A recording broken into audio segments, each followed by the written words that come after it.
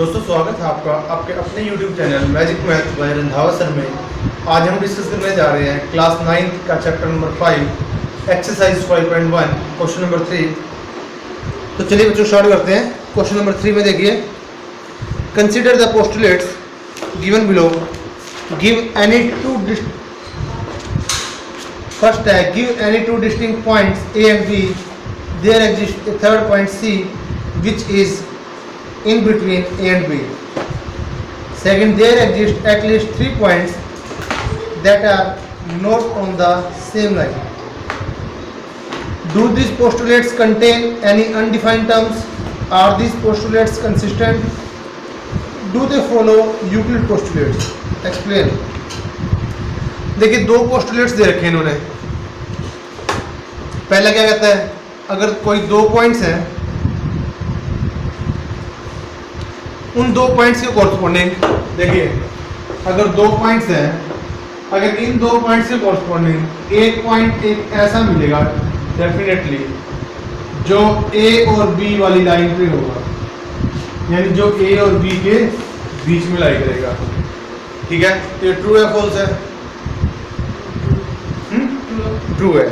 Second वाला, there exist at least 3 points that are not on the same line. कहता 3 point ऐसे भी हो सकते हैं जो एक लाइन के ऊपर ना हो, ऐसा भी हो सकता है।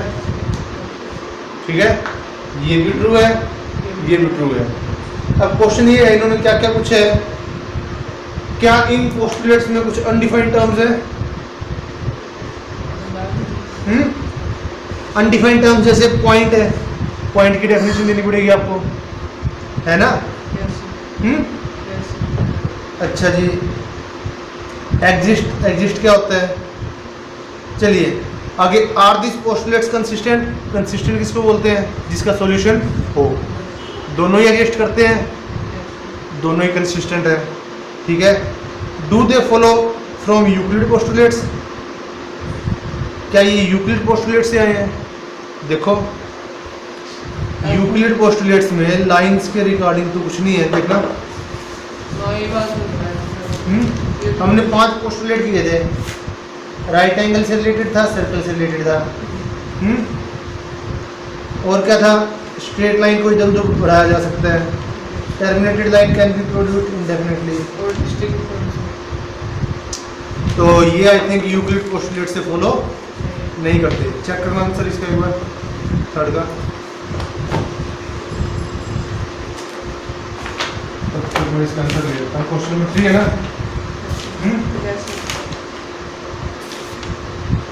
फर्स्ट का yes, these postulates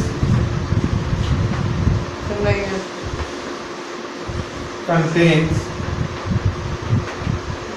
undefined terms।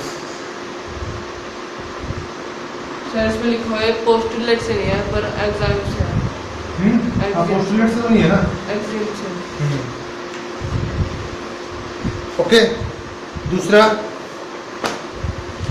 Are this postulates are consistent? Consistent में क्या आंसर है? यस है। यस, दिस पोस्टुलेट्स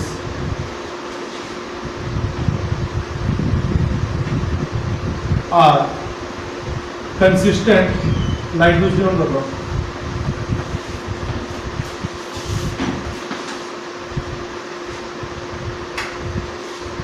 ठीक है। थर्ड,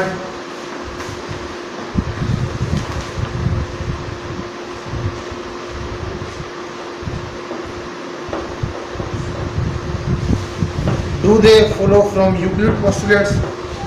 ये यूक्लिड पोस्टुलेट से नहीं है, no. Okay, they do not follow Euclid postulates.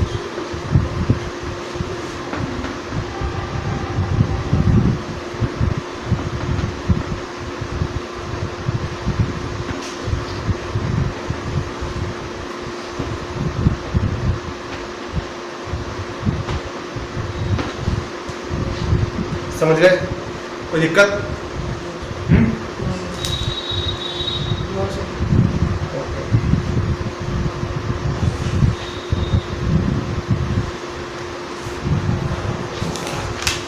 इसके बाद नेक्स्ट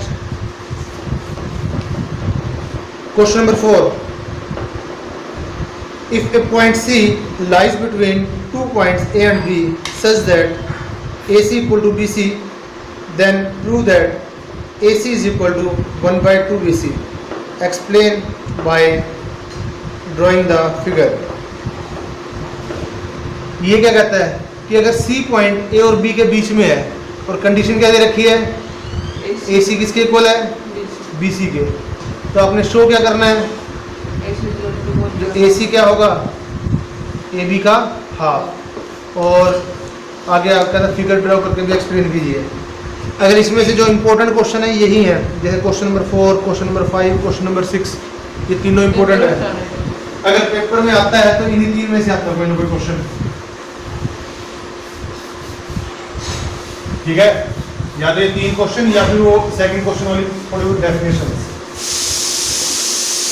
ओके, तो यहां से क्वेश्चन नंबर 4 देखिए,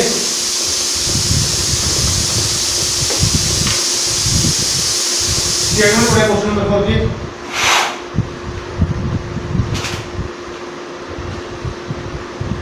कहता है अगर सी पॉइंट ऐसा है ए बी के बीच में लाई कर रहा है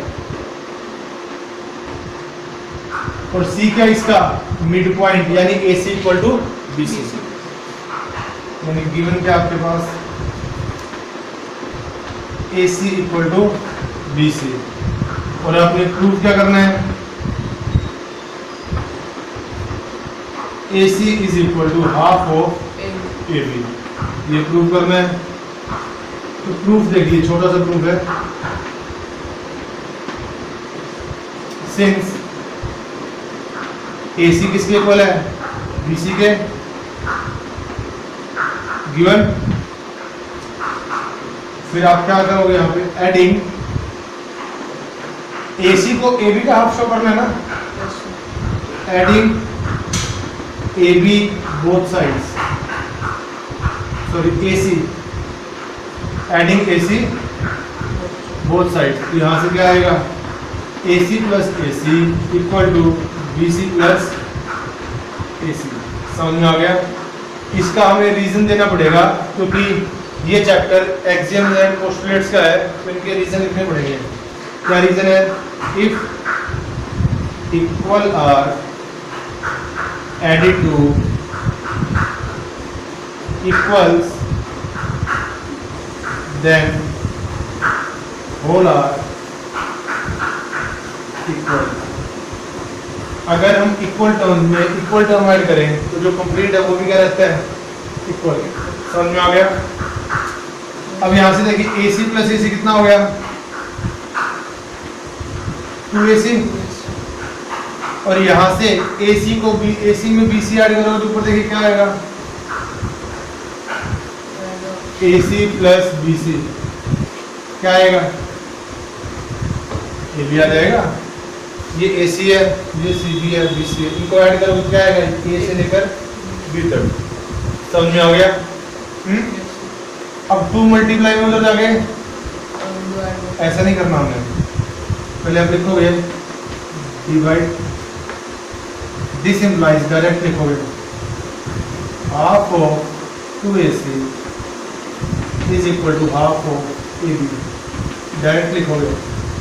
और रीजन क्या लिखोगे, एक्सियम नंबर 7 लास्ट वाला क्या कहता है, इक्वल का अगर हम हाफ करें वो भी क्या आता है, एक्सियम नंबर 7 याद है, इक्वल का हाफ करेंगे, हाफ ऑफ इक्वल्स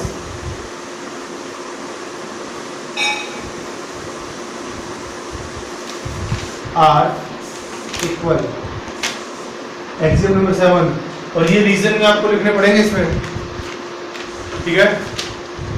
तो यहाँ से 2 से 2 कैंसिल, यहाँ से सो AC इक्वल टू 1/2 AC, और यही आपने शो करना था।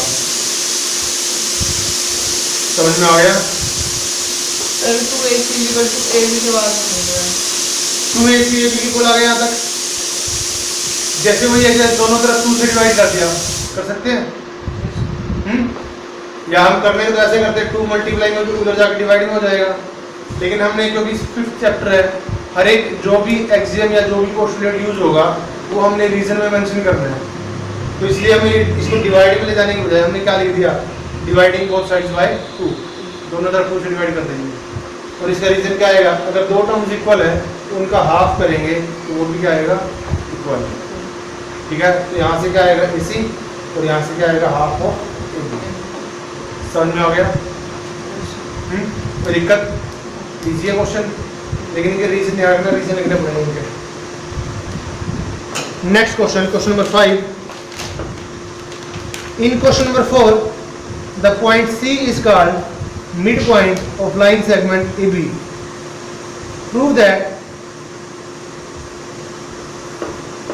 every line segment has one and only one midpoint. कहते जो क्वेश्चन नंबर 4 में जो ये C पॉइंट है, देखो AC और BC इक्वल थे ना, देखो इसमें बोर्ड पे देखिए AC और BC इक्वल थे। अगर AC और BC इक्वल थे तो C क्या होगा, AB का मिड पॉइंट। अगर AB का मिड पॉइंट होगा तो अगले हमने क्वेश्चन में ये शो करना है कि अगर हम कोई भी लाइन सेगमेंट लें तो उसका एक मिड पॉइंट तो श्योर मिलेगा, जैसे इसमें मिल गया। ठीक है, लेकिन एक लाइन सेगमेंट के 2 मिड पॉइंट नहीं हो सकते। अगर एक लाइन सेगमेंट है तो उसका मिड पॉइंट भी कितने होंगे, एक। यही शो करना आपने। ओके, तो चलिए इसको रख करते हैं, क्वेश्चन नंबर 5 की तरफ पढ़ते हैं।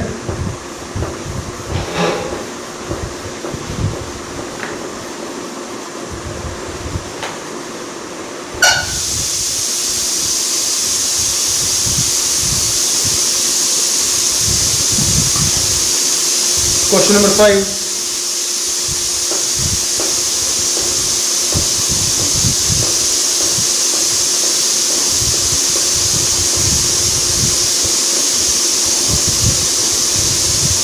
आपने ये शो करना है कि every line segment has one and only one mid point.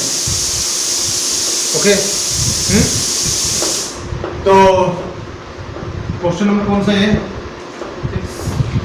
5th। Solution direct proof ही करते हैं। सपोज इज पॉसिबल, उल्टा मान लेते हैं।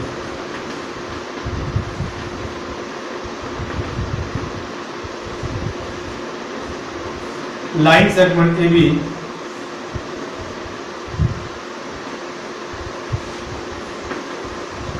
has more than one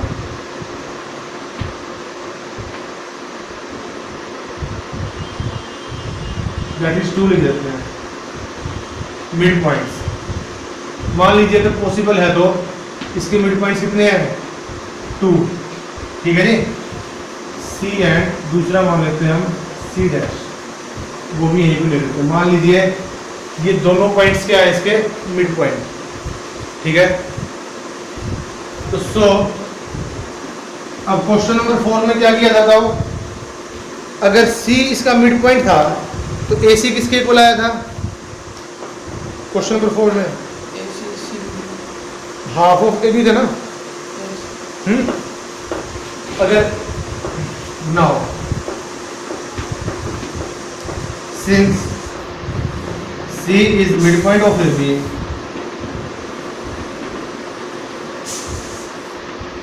so AC is equal to half of AB. Okay, equation number 1 reason लिख लेना by question number 4 पिछले question पे। ओके, या अगर रीजन ना लिख रहे तो आप डायरेक्ट भी लिख सकते हो। ऑल्सो यहाँ से C dash is mid point of AB। अब देखो C डैश भी क्या है, मिड पॉइंट है AB का, तो जो AC डैश आएगा वो भी क्या आएगा, हाफ ऑफ AB आएगा। ठीक है, मिड पॉइंट है AB का ना, अगर C मिड पॉइंट है तो AC AB का हाफ होएगा, और अगर C डैश मिड पॉइंट है तो AC डैश AB का हाफ होएगा। Equation number 2। अब लिखे by question number 1 and 2 compare कीजिए इसको। अब देखो ध्यान से देखिए, दोनों की राइट हैंड साइड सेम है, दोनों की लेफ्ट हैंड साइड भी क्या आएगी, सेम आएगी। तो बाय 1 एंड 2 हम ये लिखेंगे सीधा AC is equal to AC dash. और इसका रीजन में कौन सा एक्सिम लिखेंगे बताओ? इसके रीजन में एक्सिम कौन सा आएगा?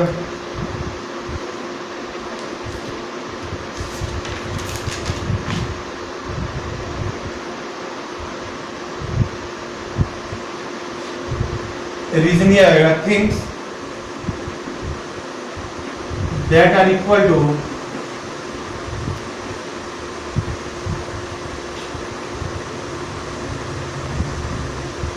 द सेम थिंग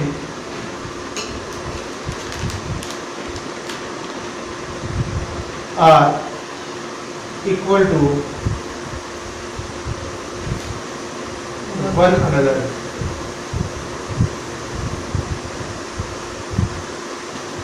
यही है ना? ठीक है, कोई दिक्कत? कोई दिक्कत तो बोलिए। अब एक बात बताओ, AC और AC डैश दोनों सेम है।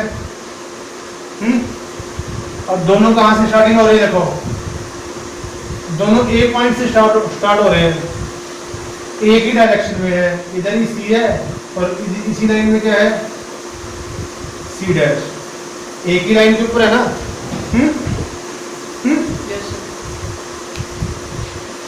तो ये दोनों, ये AC और AC डैश इक्वल कब हो सकते हैं?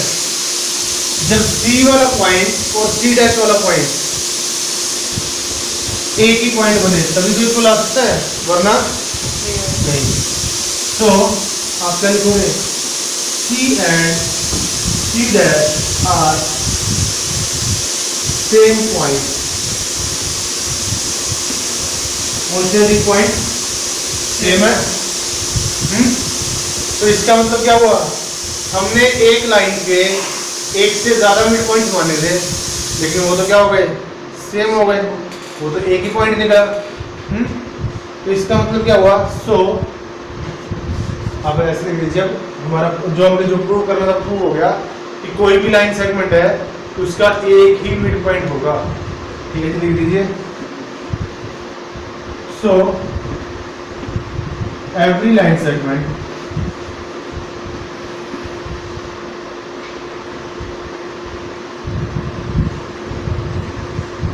has one and only one midpoint।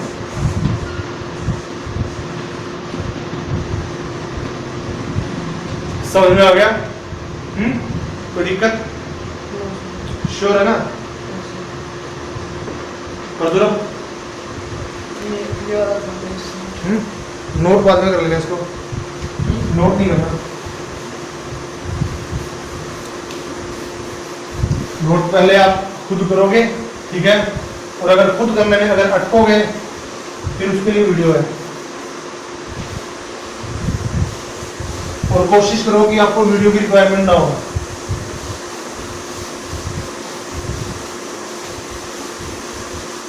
Next question, question number 6। In figure 5.10 AC equal to BD, then prove that AB equal to CD। दिख रही है फिगर? सेम क्वेश्चन है इसमें। एक लाइन सेगमेंट दे रखा है,